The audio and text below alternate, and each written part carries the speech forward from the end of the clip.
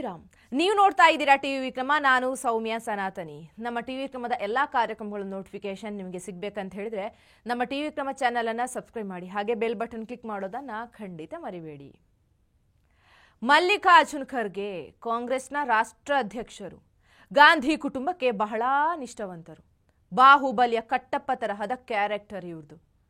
Italy ಮಾತೆಯ ಆದೇಶವನ್ನ ಮೀರೋದೇ ಇಲ್ಲ.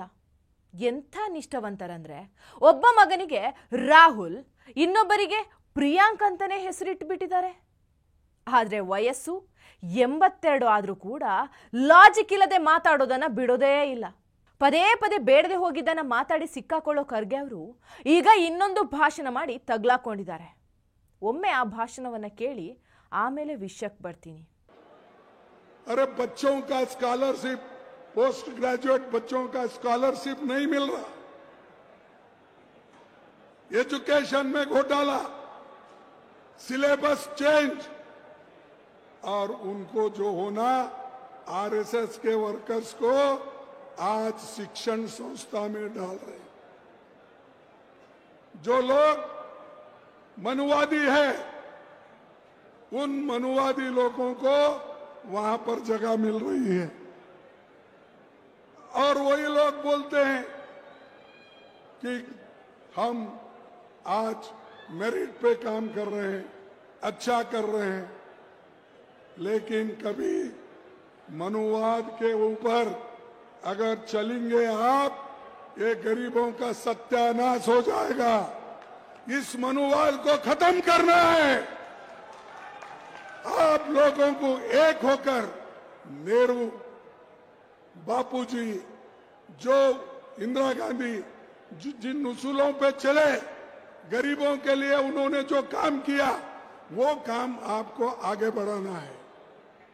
ये मोदी के जो झूठे वायदे जो बोलते हैं उसमें मत जाओ. अरे भाई, गंगा में डुबकी लेने से गरीबी दूर होती क्या?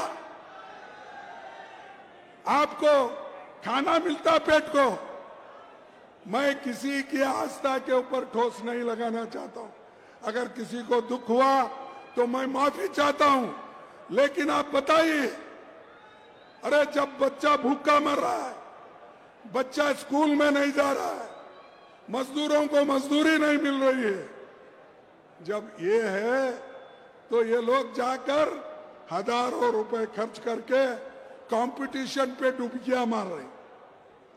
कंपटीशन में एक डुबकी मारता दूसरा, और जब तक वो टीवी में अच्छा नहीं आता तब तक डुबकी मारते रहते. ऐसे लोगों से देश की भलाई होने वाले नहीं है. हमारी आस्था भगवान में है, कर सकते हैं. हर एक को आजादी है. तुम रोज पूजा करते हो, घर में हर आदमी हर महिला पूजा करके बाहर निकलती है, कोई एतराज नहीं है. हमको एतराज है गरीबों का जो शोषण हो रहा है धर्म के नाम पर, उनके खिलाफ हमको लड़ना है. ಇತ್ತೀಚೆಗೆ ಮಹಾಕುಂಭಮೇಳ ನೋಡಿ ಉರ್ಕೊಳ್ತಿರೋಂಥ ತುಂಬಾ ಜನ ಆಡ್ತಿರೋ ಮಾತಿದು.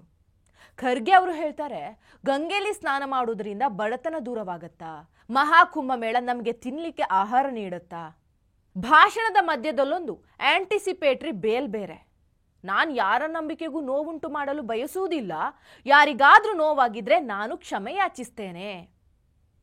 ನೀವೇ ಹೇಳಿ, ಒಂದು ಮಗು ಹಸಿವಿನಿಂದ ಸಾಯ್ತಾ ಇರುವಾಗ, ಒಂದು ಮಗು ಶಾಲೆಗೆ ಹೋಗೋಕೆ ಆಗ್ತಾ ಇಲ್ಲ, ಕಾರ್ಮಿಕರಿಗೆ ಕೂಲಿ ಸಿಗ್ತಾ ಇಲ್ಲ.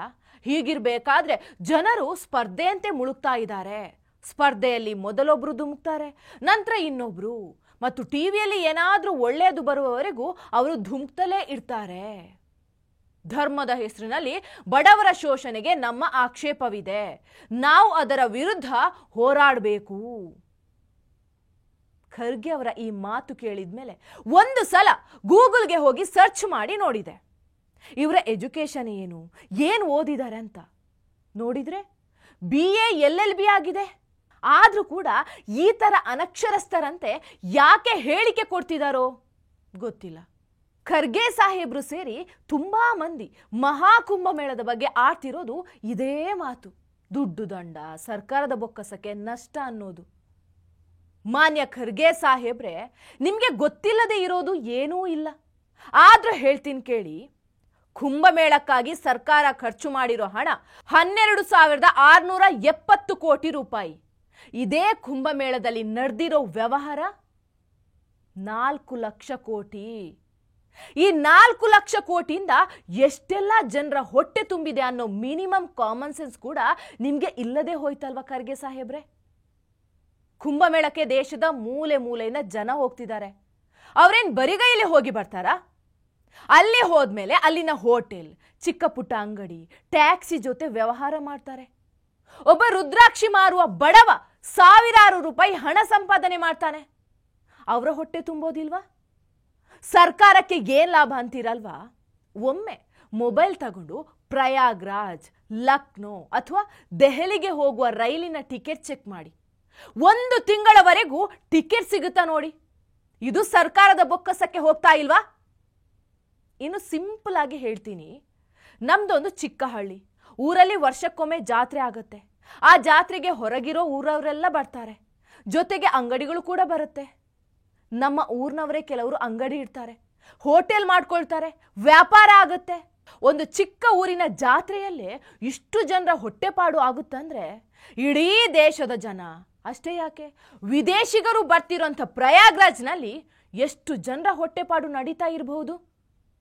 ಡೌಟ್ ಇದ್ರೆ ಅಲ್ಲಿನ ಸಾಮಾನ್ಯ ವ್ಯಾಪಾರಿಯನ್ನ ಕೇಳಿ ನೋಡಿ, ಎಷ್ಟು ವ್ಯವಹಾರ ಮಾಡಿದ್ಯಾ ಅಂತ. ಗೌರವಾನ್ವಿತ ಖರ್ಗೆ ಸಾಹೇಬ್ರೆ, ನೀವು ನಿಜವಾಗಿಯೂ ನಾಸ್ತಿಕ ಮತ್ತು ವಿಚಾರವಾದಿಯಾಗಿದ್ದಿದ್ರೆ ಗಂಗಾದಲ್ಲಿ ಸ್ನಾನ ಮಾಡುವುದರ ಬಗ್ಗೆ ಅಷ್ಟೇ ಅಲ್ಲ, ಅದರ ಜೊತೆಗೆ ಹಜ್ ಯಾತ್ರೆ ಮಾಡುವುದು ಮತ್ತು ದೆವ್ವದ ಮೇಲೆ ಕಲ್ಲು ಎಸೆಯುವುದು, ಅಜ್ಮೀರ್ನಲ್ಲಿ ಚಾದರ್ ಅರ್ಪಿಸುವುದು, ನಮಾಜ್ ಮಾಡುವುದು ಅಥವಾ ಚರ್ಚ್ನಲ್ಲಿ ಮೇಣಬತ್ತಿಯನ್ನು ಬೆಳಗಿಸುವುದು, ಇದರಿಂದ ಕೂಡ ಬಡತನವನ್ನ ನಿರ್ಮೂಲನೆ ಮಾಡಲಿಕ್ಕೆ ಸಾಧ್ಯ ಇಲ್ಲ ಅಂತ ಹೇಳಿ ನೋಡೋಣ. ನಿಮ್ಮ ತಾಕತ್ತು ಎಷ್ಟಿದೆ ಅಂತ ತೋರಿಸಿ ನೋಡೋಣ. ನಿಜವಾದ ವಿಚಾರವಾದಿ ಆಗಿದ್ದಿದ್ರೆ ಎಲ್ಲಾ ಧರ್ಮಗಳನ್ನ ಸಮಾನವಾಗಿ ಪ್ರಶ್ನಿಸುವ ಧೈರ್ಯ ಇರಬೇಕು. ಆದ್ರೆ ನಿಮಗೆ ಅದಿಲ್ಲ ಬಿಡಿ. ನಿಮ್ಮ ವಿಚಾರವಾದಿತ್ವ ಕೇವಲ ಹಿಂದೂ ಸಂಪ್ರದಾಯಗಳು ಮತ್ತು ನಂಬಿಕೆಗಳನ್ನ ಮಾತ್ರ ಅಪಹಾಸ್ಯ ಮಾಡೋದಕ್ಕೆ ಅಷ್ಟೇ ಸೀಮಿತ. ಈ ಕಡೆಯಿಂದ 2,000 ಹಣ ಕೊಟ್ಟು ಆಮೇಲೆ ಬೆಲೆ ಏರಿಕೆ ಮಾಡಿ 10 ಪಟ್ಟು ಹೆಚ್ಚು ವಸೂಲಿ ಮಾಡೋದ್ರಿಂದ ಬಡತನ ನಿರ್ಮೂಲನೆ ಆಗೋದಿಲ್ಲ. ಅಭಿವೃದ್ಧಿಯನ್ನ ಮಾಡಿದ್ರೆ ತಾನೇ ಆಗುತ್ತೆ. ಅದು ಬಿಟ್ಟು ಗಾಂಧಿ ಕುಟುಂಬಕ್ಕೆ ನಿಷ್ಠೆ ತೋರಿದ್ರು ಕೂಡ ಬಡತನ ನಿರ್ಮೂಲನೆ ಆಗೋದಿಲ್ಲ. ಟಿವಿ ವಿಕ್ರಮ, ದೇಶ ನಿಮ್ಮ ಕೈಯಲ್ಲಿ. ಈ ಕಾರ್ಯಕ್ರಮ ನಿಮಗೆ ಇಷ್ಟ ಆಗಿದ್ದಲ್ಲಿ ಲೈಕ್, ಶೇರ್ ಹಾಗೂ ಕಮೆಂಟ್ ಮಾಡಿ. ಟಿವಿ ವಿಕ್ರಮದ ಕಾರ್ಯಕ್ರಮಗಳನ್ನು ನಿರಂತರವಾಗಿ ವೀಕ್ಷಿಸಲು ಸಬ್ಸ್ಕ್ರೈಬ್ ಮಾಡಿ, ಬೆಲ್ ಐಕನ್ ಒತ್ತಿ.